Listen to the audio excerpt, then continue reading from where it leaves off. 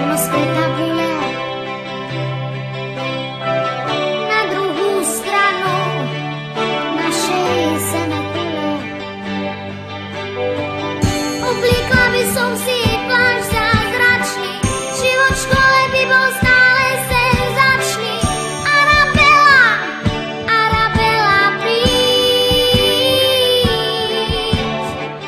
Obliekla by som si jej plášť zázračný, život v škole by bol stále senzačný. Arabela, Arabela, príď. Nemáš je ve skřínici. Keby som bola princezna Arabela, nič by som doma pomáhať nemusela. Prach by jej prsteň premenil na lentilky a kopu riadov na hrášok malilinky.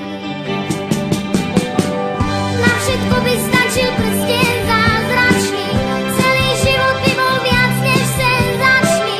Arabela, Arabela, príď. Na všetko by stačil prsteň zázračný, celý život by bol viac než senzačný. Arabela, Arabela, príď. Keď toľko stonáš, tak som prileťa. Ako sa voláš? Vrav, ja som Arabela. Ak nechceš odísť zo školy s veľkou guľou, tak sa do plášťa neskrývaj pred tabuľou. Pozri, toto je ten môj plášť zázračný, nezaručí ti však život senzačný. Ak ho však chceš, tak ja ti ho dám. Pozri, toto je ten môj plášť zázračný, nezaručí ti však život senzačný. Ak ho však chceš, tak ja ti ho dám. Čo sa tak díváš? To som ja, Arabela. Veď si sa so mnou tak veľmi stretnúť chcela.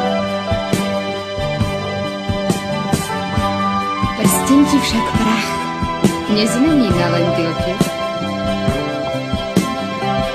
Ako riadu na hrášok malilinky. Pozri, na prste máš prsteň zázračný, nezaručí ti však život senzačný. Ak ho však chceš, tak ja ti ho dám. Pozri, na prste máš prsteň zázračný, nezaručí ti však život senzačný. Ak ho však chceš, tak ja ti ho dám.